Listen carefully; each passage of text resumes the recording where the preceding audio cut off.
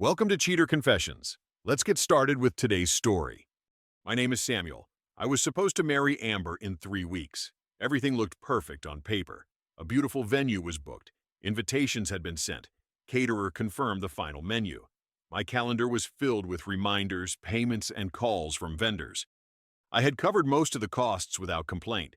Venue, cake, music, decorations, transportation. The bills came to me and I paid them. Amber had big dreams about what she wanted.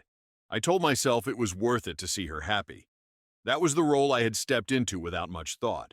Provider, fixer, support system. Nothing about the situation felt alarming at the time.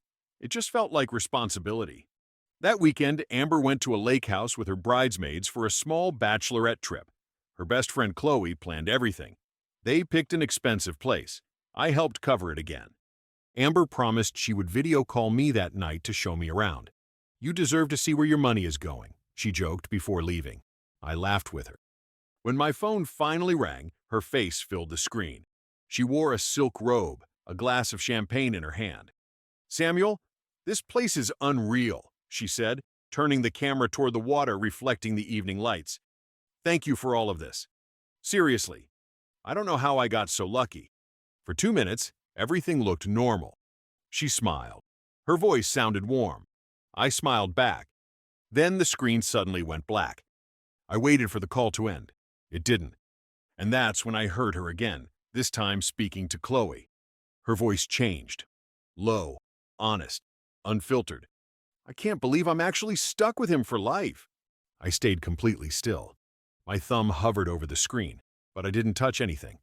The line remained open. Then Chloe's voice came through the speaker. "Stuck? You make it sound like prison," she said.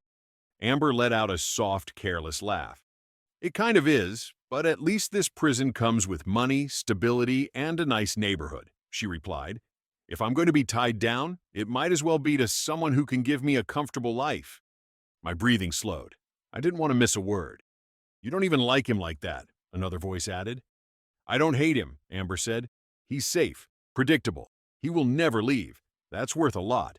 And once we're married, his paycheck becomes our retirement plan." She paused. "Plus, I'm sitting on cards he doesn't know about. A little debt disappears once everything is shared." Chloe lowered her voice. "Does he know how bad the numbers are?" "Of course not," Amber said. "Why stress him now? After the wedding it won't matter. It becomes his problem too."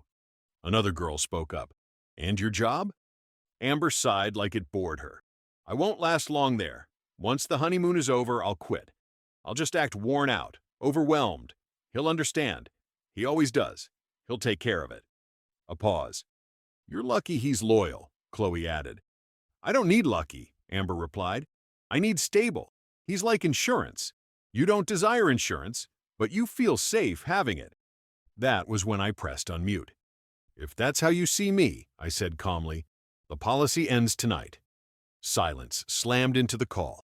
I could hear her breathing. Then Amber shouted my name. Panic rushed into her voice, cracking through the speaker like broken glass.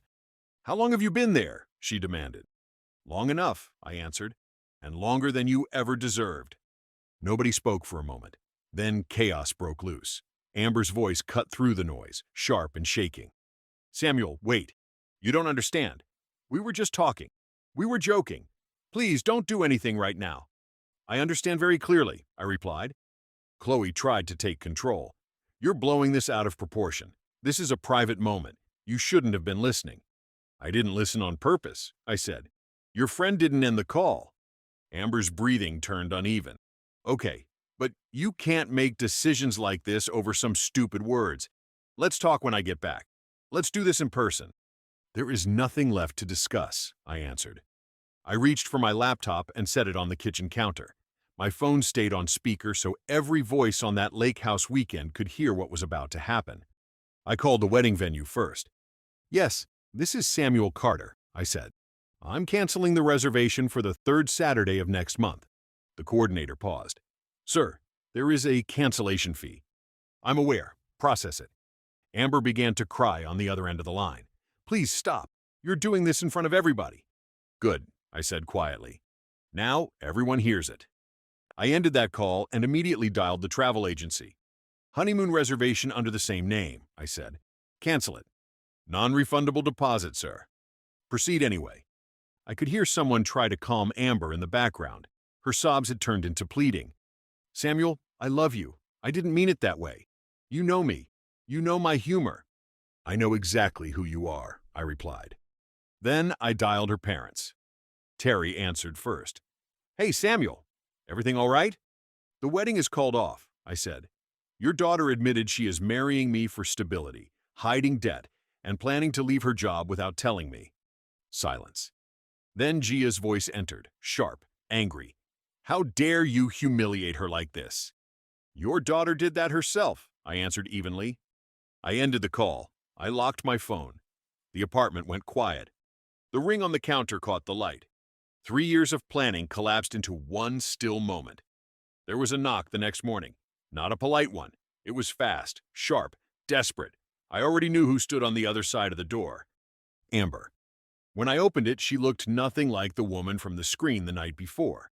Her hair was tangled. Her eyes were swollen. Her clothes looked like they had been slept in. Chloe stood beside her, arms crossed, jaw tight. Please, Amber said immediately. Just let me talk. I stepped aside once, only once. They entered the apartment in silence. I was drunk, she said, words spilling out quickly. Everyone was saying stupid things. I tried to fit in. I exaggerated. That's all it was. I looked at her. You said you were stuck. You said I was a safety net. You said you were hiding debt. Which part did you exaggerate? She hesitated. That was the answer. I didn't mean for it to come out like that, she whispered. Did you plan to leave your job? I asked. Another delay. Longer this time. Eventually, she admitted. Chloe stepped forward. You're acting like this is a crime. People think about security all the time in relationships. I thought about partnership, I replied. That's different. Amber walked closer, hands trembling as she reached for me. 3 years, Samuel. That has to count for something. It does, I said, stepping back. It counts as the reason I won't ignore the truth. Her breath broke. Tears dropped onto the floor. The wedding is not happening, I continued. I will handle the property side of things. You will collect your items by the end of the week. After that, we are finished. Chloe scoffed, shaking her head. You're throwing everything away over words. No, I said. I'm protecting myself from the future your friend planned without me. Amber's voice dropped to a whisper. I really did love you. Then you wouldn't have treated me like a contract, I replied. I opened the door. They stood there for a moment. Then Amber stepped out.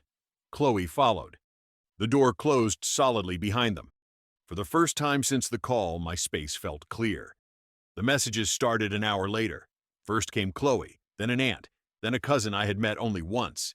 Each line carried the same accusation in a different shape. I was heartless. I was cruel. I was ruining her future. I silenced every number without answering. Silence felt cleaner than debate. By afternoon, the situation moved into a new territory. My office receptionist called. Samuel, there's a woman asking for you. She says it's urgent. I stepped into the lobby and found Gia standing near the front desk, perfectly dressed, eyes sharp with anger. People stared. You will speak with my daughter and a counselor, she said. Right now. This is a business building, I replied calmly. You shouldn't be here. You embarrassed my family in front of strangers, she snapped. You will fix this. I didn't lie, I said. Amber described how she planned to use me. I listened. Her lips tightened. Every woman thinks of safety. Then your daughter should marry safety without lying to it. Gia raised her voice higher. A security guard approached, uncomfortable. Please escort her out, I said. She isn't an employee or client. Gia looked at me once more before being guided toward the door. You will regret this, she called. I turned back to work and didn't reply. That evening, a mutual friend called out of concern. She quit her position today, he said. She thought everything would still go forward. Now her supervisor filled the spot. She has no income. Later that night, a message arrived from a legal firm. Amber was considering compensation for distress and expenses. I forwarded it to my cousin Michael, an attorney. She has nothing, he replied. You were deceived. No contract was completed. Ignore it. The threat faded within a day. She didn't lose a partner. She lost a plan. The day that was supposed to belong to vows and music arrived with silence instead. I didn't put on a suit. I didn't look at the empty calendar. I met my friend Daniel and my brother Mark at the dock before noon. We rented a small fishing boat and headed into open water. No speeches, no memories, no questions. Just movement. Halfway across the lake, my phone vibrated. Unknown number. Against instinct, I answered. "Where are you?" Amber asked. Her voice was thin, worn out. "On the water," I said. "I'm sitting outside the venue," she continued. "Another couple is setting up. White flowers. Same chairs you picked." A pause. "That should have been us." "You made sure it wasn't." "I made one mistake," she cried. "One night. 3 years should mean more than one conversation." "It meant enough for you to plan a life around my money without telling me," I replied. A long breath filled the line. "My parents barely speak to me. People whisper. I had to move back home. I don't even recognize my life anymore." "You recognized it just fine when you thought you owned it," I said. She went quiet. When she spoke again, the tone changed. "I need help," she whispered. "Just for a while. Rent, bills, something to get me through until I find another job." "You don't need help," I answered. "You need accountability. You were going to take care of me anyway." "I was going to take care of my wife," I corrected, "not someone who calculated their way into my future." Her voice cracked into desperation. "So, that's it? I lose everything?" "You gave it away," I replied. I ended the call before another word arrived. The boat moved forward, and for the first time, it felt like I was moving too. A month passed without disruption. Amber stayed quiet. The rumor cycle cooled down. Gia stopped posting her bitter quotes. Terry stayed distant from the situation. Silence replaced chaos. I went back to routine. Mornings started in calm. Work demanded focus again. Evenings felt clear in a way they had not before. The apartment required change. I removed the couch she chose. I replaced the paintings she insisted on. It no longer carried her voice in the corners. The ring went back to the jeweler. I accepted less than I paid for it. Part of the amount cleared the few remaining shared costs. Another portion went to a local program that helped young adults manage finances responsibly. It felt right to give uncertainty a better purpose. Daniel kept checking in. Mark stopped by randomly. People didn't treat me like a man who lost something. They treated me like a man who avoided something worse. One evening, I sat on the balcony and looked out at the street below. Life continued without permission. I thought about the moment her voice came through the phone, detached, careless, calling it being stuck. That single word changed my direction. I wasn't trapped in a lie anymore. A message arrived from one of Amber's cousins. Just one line.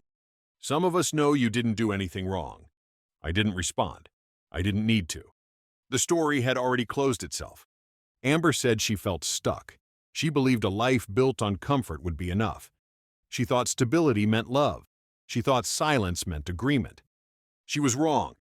Being stuck would have been standing at that altar. Being stuck would have been watching years pass with resentment hiding behind a smile. She said she was trapped with me. The truth was simple. I was the one who got free. 6 weeks after the lake trip, I ran into Chloe at a grocery store near my apartment. She looked surprised to see me, less defiant than before, almost careful with her words. "You look better than I expected," she said. "I feel better than I expected," I replied. She nodded, glancing down the aisle. "Amber isn't doing great." "That was always going to happen," I said. "Life doesn't stay still when the truth comes out." "She's working 2 part-time shifts now," Chloe continued. "One at a cafe, another at a small shop. Gia won't talk to her unless it's about bills. Terry barely looks at her. She finally admitted she crossed a line." "She crossed several," I answered. "She thought security meant happiness," Chloe said quietly. "She thought if she locked in a future, everything else would follow." "Security built on lies collapses fast," I said. "It always does." Chloe studied me for a moment. "She never thought you'd walk away. She thought you'd stay, no matter what." "That was the plan," I replied. "That's why she chose me." A small silence settled between us. "You're different now," she said. "I'm more honest with myself," I answered. That was the last time I spoke with anyone connected to that part of my life. Later that night, I sat in the same chair where I'd first heard her say she felt stuck. The room was quiet, but not empty. I thought about the words she chose, how casual they had sounded, how much damage they were meant to hide. Can't believe I'm stuck with him for life. She thought I was a sentence, believed I was an obligation, saw me as a tool to build the future she wanted without effort. Instead, that sentence became my release. I wasn't stuck that night. I was handed a truth most men never get before the altar. Not everyone is lucky enough to hear the lie before it becomes a vow. And for that, I felt nothing but gratitude. The power never came from revenge. It came from choosing myself, walking away in calm and never looking back. That was the real beginning, not the end. Thank you for watching.